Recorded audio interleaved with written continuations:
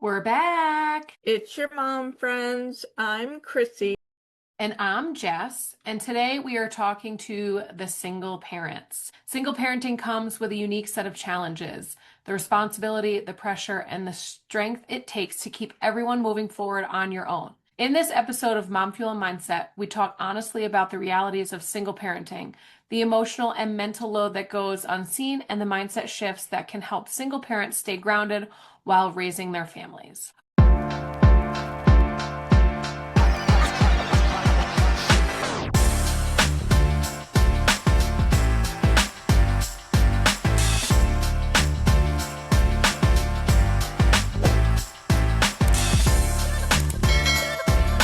All right, let's dive in.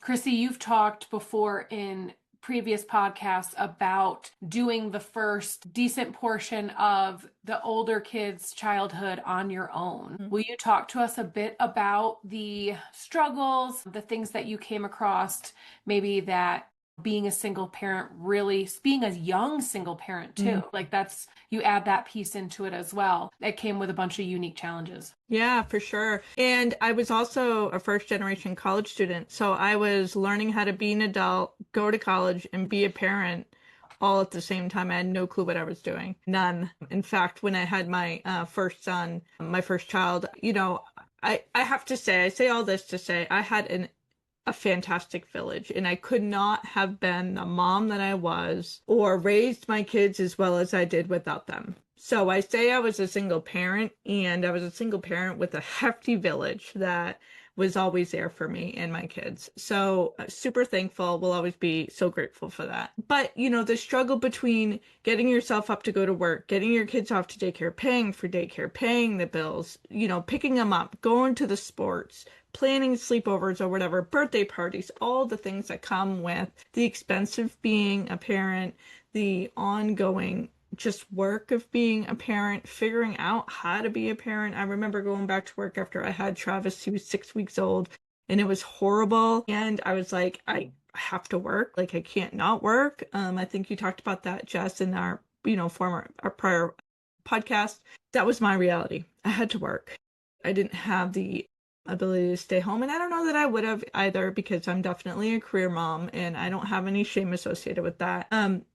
And it was really hard, and I would have liked to take more time off. Now, I did get a full 12 weeks with my girls, and that was a different experience for me for sure. But I have to say, relationships, I just wasn't in a good space. Relationships were just not working, and I knew that I couldn't, it wasn't an option to give up. I had to be the best person I could be for my kids. I remember filing taxes every year, and I used to get pretty good tax return, and I would put that away so I could take them on a vacation in the summer, because I was like robbing Peter to pay Paul, living paycheck to paycheck, barely making ends meet, and I never had any extra to take them anywhere. So what I would do is put that tax return away so I could take them somewhere in the summer. And so we used to travel to the beach or to an amusement park or whatever the case was for a few nights together, because I was able to put that money aside. Because I was such a young mom and I had a lot of responsibility thrown at me, I learned how to budget like the best. And so I still to this day budget the same way I did when I was 18 years old. I have a paper and pencil, and I put a line down the middle, and I have my first check and my second check and all the bills that each check is paying, and that's just how I budget. I've brought that skill with me since I was 18 years old. And I've always been a master at managing my money, because, when you don't have any, you really have to be careful. So, and I didn't really learn a lot about finances as a teenager, how to manage all of that stuff. So I was learning that too. I was learning all of it. And I've made some pretty hefty mistakes financially as well as a single mom, and trying to figure out how to do all the things. And I used to have a lot of shame associated with that too, but I've done a lot of work to let that go. And I truly believe that I am and always will be the best version that I can be. I will always strive to be the best version that I can be for my kids, for my family. Sometimes it's good enough. Sometimes it's more than good enough. Sometimes it's not. And recognizing that, asking for help has been a huge thing for me. My kids had an auntie and uncle and a Grammy and papa growing up, and they just their core support. And then my parents were Meme and Pepe. They moved probably 14 and a half, 15 years ago. Before that, they would help, pick up the kids or whatever. And they used to do a snack buffet with my kids. And when they did a snack buffet, it was like all processed, like donuts and chocolate and all the things. And then they wouldn't come home and eat dinner or whatever. And my dad since has passed, but my mom still giggles about that.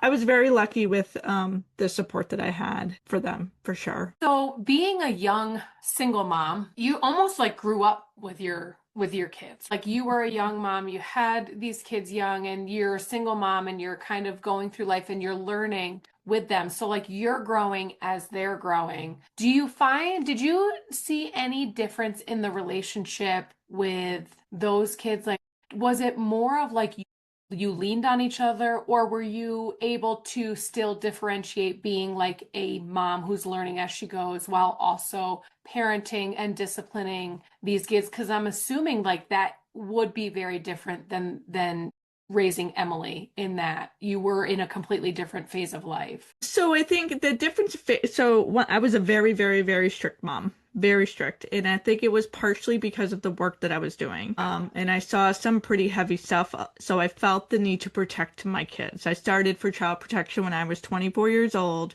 And I saw some pretty heavy stuff during that time. And so I just felt like I need to protect them. In that sense, I was always very much their mom.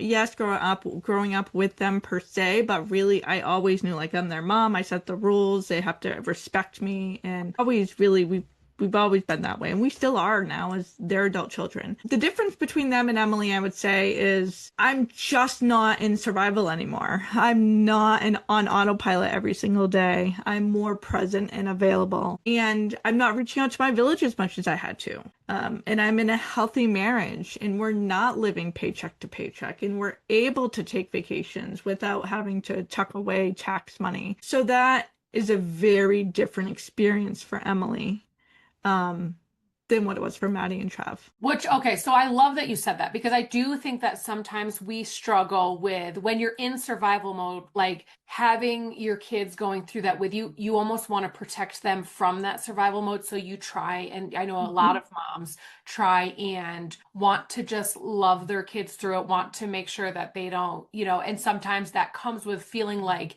you say yes more than you should, or you give in more than you should, or you do things based off of what you think is going to help protect them from this struggle that you're going through.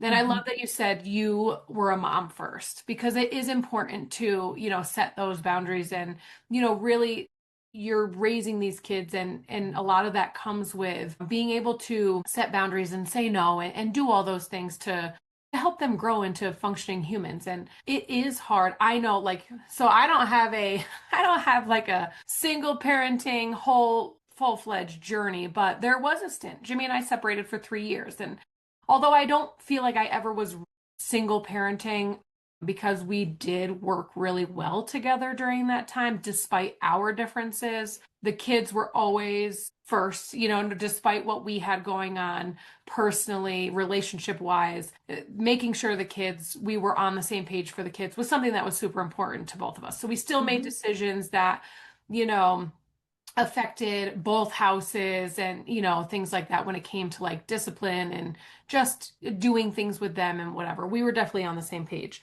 because at the end of the day, the goal for me, I went through my parents' divorce when I was younger, and I remember it like it was yesterday, and there's so many pieces. And I so told myself, like, when Jimmy and I separated, I'm not putting my kids through this. Like, I'm not putting them through what my brothers and I went through, because it did leave a lasting impression. And I did not want them to have to go through parents hating each other and things like that. And so it was really important for me to have them still see us be a team. We will always be a family no matter what, despite what mom and dad looks like. And so but I did find that there was pieces of me that wanted to like give in and say yes, and yes, you can stay up, because I felt guilt of these kids are going through something that they didn't sign up for. Yeah, all of that. Couple things. I mean, I was a co-parent. So, and Very similar to what you just said, Jess, is they always came first. So no matter what my feelings were about anything, they never knew it, and they didn't know I was robbing Peter to pay Paul. They didn't know that I was tight on money. They didn't know that. They knew that we took a vacation every summer. So I was a single parent, yes, and I was also a co-parent. And so, co-parenting is a whole other beast. And of course, when two people are co-parenting, and you could put the kids' needs first, everything is so much better. Yeah. I mean, there were times where like things were eating me alive, right? And I was struggling. I was a hot mess. I was struggling pretty badly. My kids didn't know that. And so sometimes when we're so angry and resentful and mad about whatever happened, we can't put that aside and we end up putting our kids unintentionally in the middle. It only does further harm. And so because of my experience in the mental health and social work field, along with my education, and then of course lived experience, I was able to navigate that to the best of my ability. And thankfully I was able to raise pretty healthy, emotionally healthy children. That's not always the case, though, for folks that are co-parenting. And so, I understand the difficulties of single parenting and also co-parenting, right? Like those two worlds can coexist and they're both very difficult. And I Yeah. understand. Yeah. I just wrote down controlling what you can control. Like there's so many, I do feel for the single moms or single dads, it can be too as well, who struggle in that co-parenting piece, right? Like being a single parent is hard enough with the financial strains, managing the household, making sure that the kid, everything. Jimmy was Jimmy was out of town for 4 days this week, and I was a single parent for 4 days, and I'm like, man, I was reminded how difficult this is. Like I give you guys so much credit Mm, because it making, more I work early in the morning, so Jimmy kind of handles the mornings where then I'm done with working by the time, when the kids are done with school, so I do like the afternoon stuff and managing both while managing my work plus the stuff around the house. It was just like it felt impossible. And it was like, I do not have the systems in place to be able to do this and do this well. It was very much a reminder that like I rely on him. I really do. We tackle stuff together. And so to the moms who don't have that, like I feel for you, and you have to have good systems in place to mhm, be able to do it all and do it well. And so that is something that should be championed. Like you really are incredible to be able to do that. And if you don't have a good co-parent relationship or a good support system in that you're working together for these kids, that does stink. And I do feel terrible in that, but you can only control you. And that's the moms who are in the position where they don't have a good co-parenting partner, or different situations come up because of it. You can only control you. Like it speaks to your character, how you react, the things that you're able to do. It's the only thing that you can control is yourself. And there are pieces that you can work on so that you can release a little bit of the weight that comes with carrying that. Maybe it's not what you hoped it would look like. Maybe the situation is not what you had wanted or what originally intended. Maybe your goal is to have a good co-parenting relationship and it's not reciprocated. There's so many things that are out of your control, right?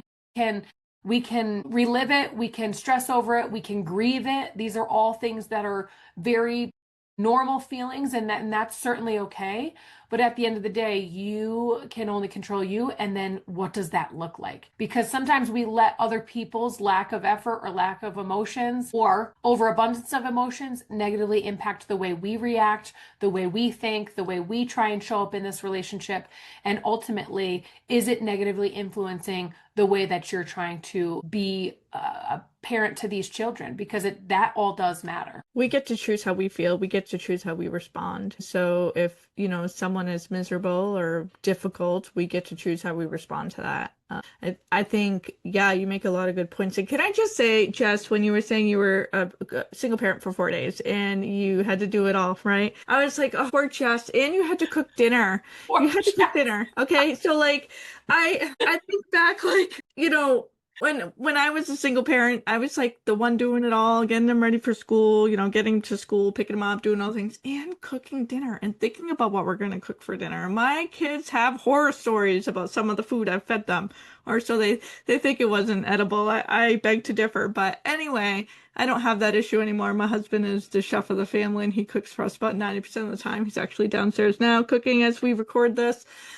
But I think I don't mean to make light of the situation, but that's just one more thing, right? How many moms are like, what the heck are we gonna have for dinner tonight? Such an easy thing, but such a big thing. And like you Hmm. have to plan ahead. Is your meat frozen? Do you have to stop at the store? Do you have time to cook? And so then we talk about processed food because it's just so much quicker. We're gonna throw some chicken nuggets in the oven and make a mac and cheese, Kraft mac and cheese or whatever. Like, if that's your world, that's okay because that was my world and my children grew up fine. They're Hmm. healthy, emotionally and physically healthy. And then they can choose now as adults how they choose to cook their food, right? But like I used to have a lot of guilt and shame around that. Like I'm not the best. I mean, I can cook a mean meatloaf. Like don't get me wrong, I can cook. Just not a lot and I hate it, quite frankly.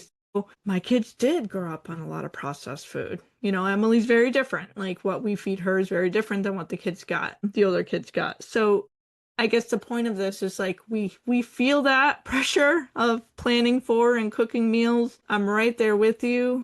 And if it's a box of Kraft mac and cheese, that's okay. Yeah, and I feel like again, we could talk about all of the unrealistic expectations that society, puts on itself and the awareness around back when we were kids, like growing up on Elio's Pizza and Chef Boyardee and fruit roll-ups in our lunchbox every day and all of that stuff was a norm. And we weren't the only kids, like everybody at the lunch table had the same stuff in their lunchboxes. And now it's like, oh my gosh, like you feed your kids that? Like, do you realize that there's like red 40 in there? And do you realize that there's, seed oils and all of this stuff, which makes the awareness of, okay, I shouldn't be feeding my kids this, but I don't, one, maybe not have the budget for all of this fresh stuff that, cost a bazillion dollars.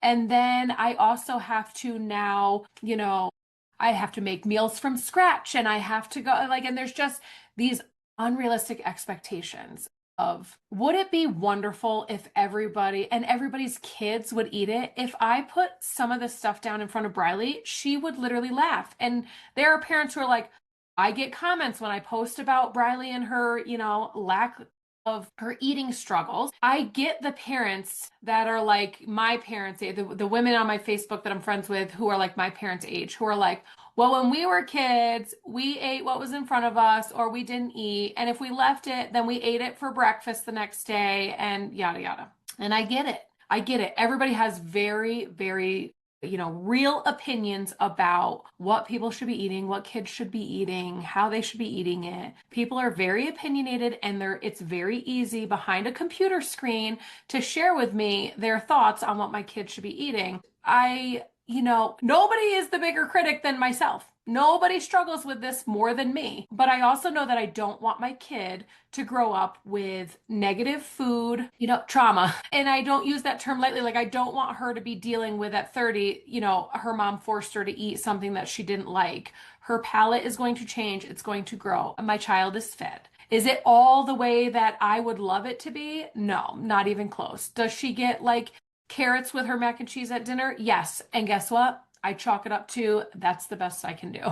And she's getting some vegetables. There's little pieces, there's little things that I do to try and make it seem in my brain a little bit better than what it is. But at the end of the day, she's fed, she's happy, and there will be a day when she gets to choose what she wants to eat, and that's going to be her. And I'd rather have it be, it's okay not to like something. We do the try different things. She tried steak last night. Of course, she didn't like it. She has like a texture thing. That's what I've learned. Things that are like she'll label them chewy. She hate like her toast, the darkest setting on the toaster. That's what she puts it to. She wants it crispy. Any ounce of like chewy bread, it gets spit out. So I feel like she's got like some kind of texture thing going on because anything that's chewy, she hates. Like Chrissy's saying, like I think that we just, it's not easy. There's so many other pressures that we deal with.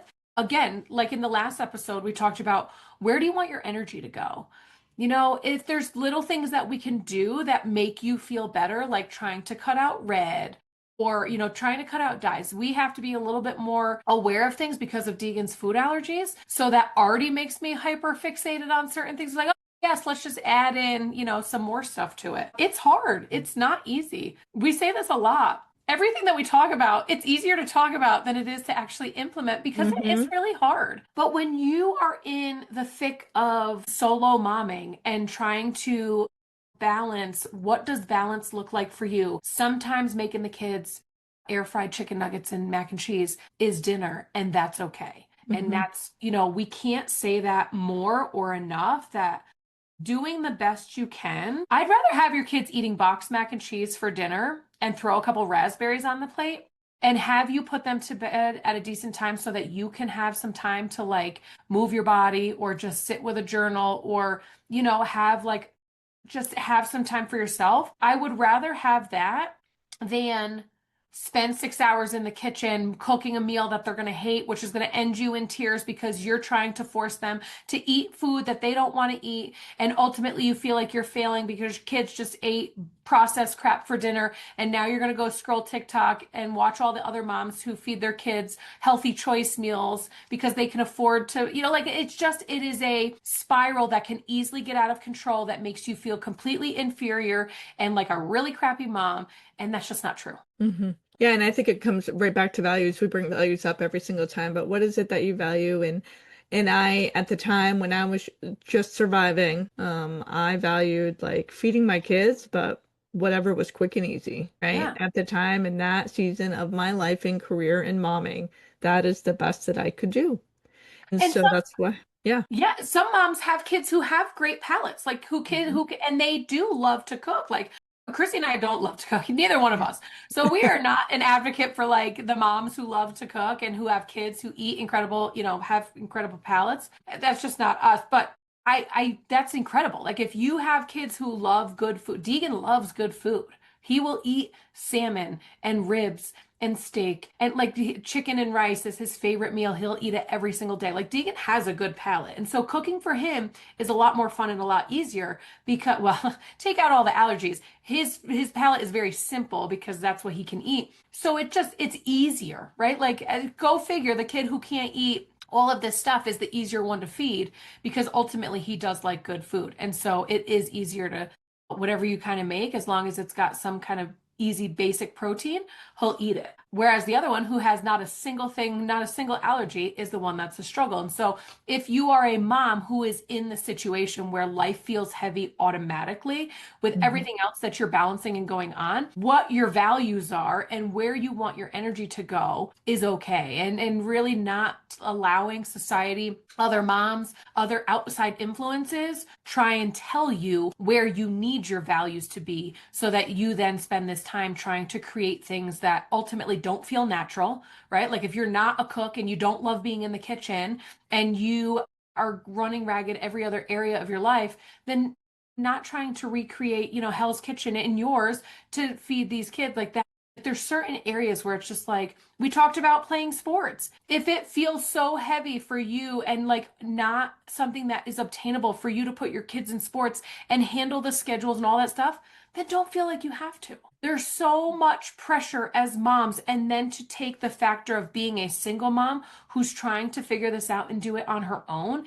Even if you have a village, there does come with a pressure of like feeling like you need to ask for help and ask for support and working around other people's schedules. And like, if all of this feels heavy, don't feel like you have to do it. Your kids are going to have Mhm. an incredible childhood no matter what, because the more present you are, the more your energy is just calm and there and able to enjoy it is going to mean so much more than, yeah, we did it all, but my mom was a, lunatic the whole time because she's trying to figure it all out. There's only so much time in a day. I mean, Yes. at the end of the day, right? There's only Yep. so much time in a day. So what is going to make your morning routines easier? What is going to make your after school, after work routines easier?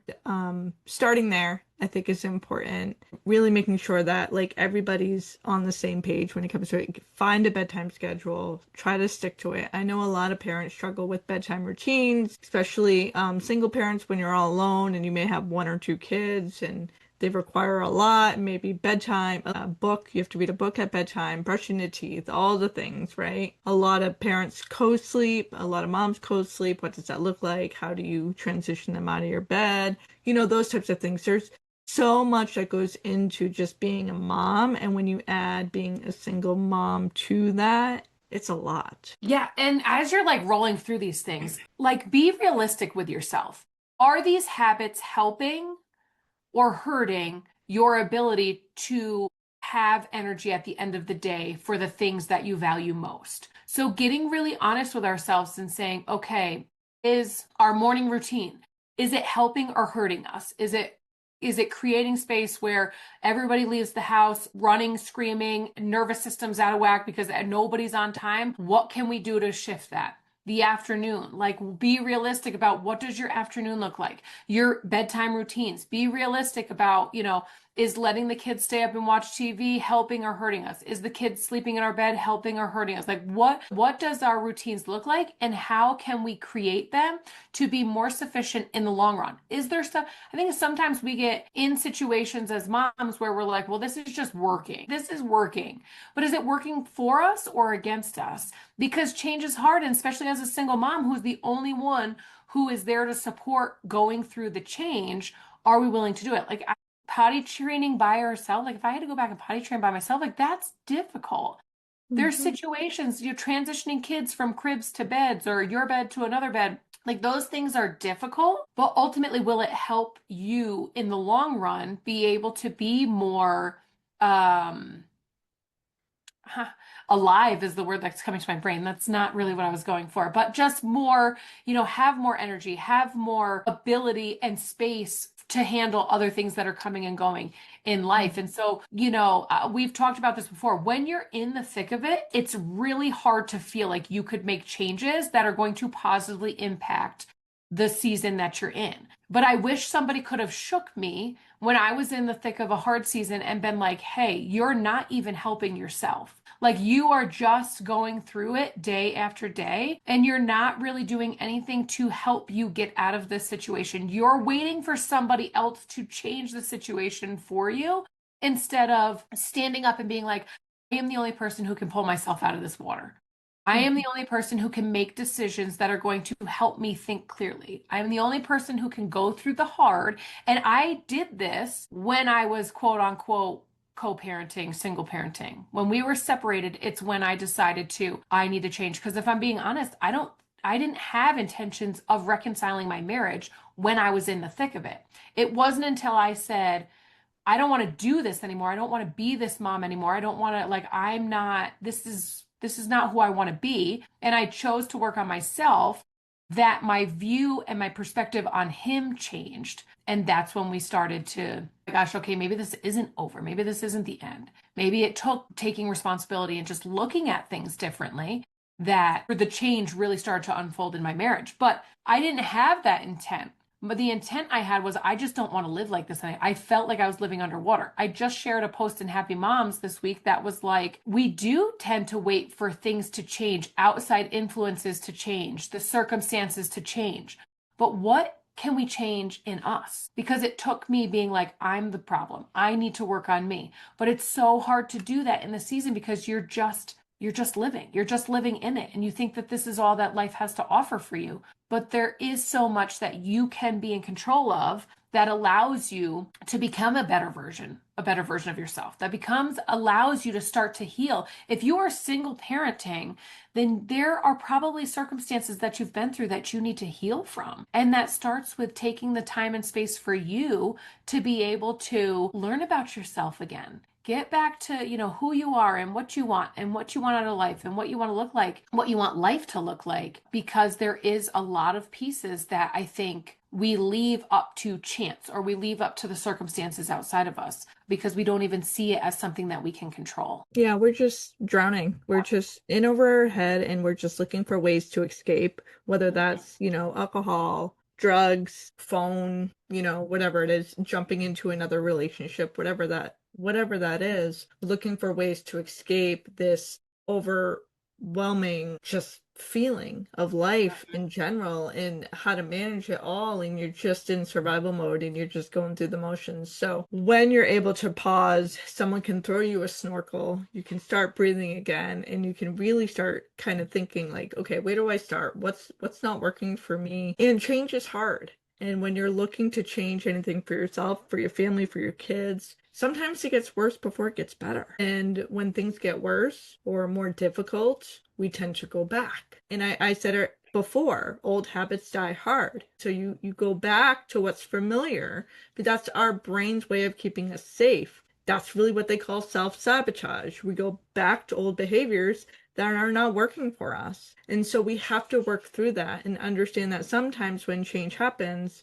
it does get worse before it gets better. We have to go through the hard to get to the other side. Being uncomfortable is not comfortable, right? I mean, it's just not. And so, yeah, I mean, I think we have to pause and slow down. In your situation, being a single parent, I lived it for many years. I understand it's hard. It's one of the most difficult jobs I've ever had. And I can tell you what, I've had some pretty hard careers, like jobs in my career, but single parenting takes the cake. It is hard on so many different levels, and it doesn't always have to be hard, right? We get to choose our hard. We get to choose to do something different. We get to choose to ask for help. We get to do things different. And it starts with Yes, because it's not sometimes it's easy to look at things like, why is this happening to me? Or why do I keep, why am I in this situation? This wasn't what it was supposed to be looked at. And I think sometimes our mind can allow us to kind of wallow in that, for periods of time where we can't ever get to the other side where like, this isn't happening to you. This is happening,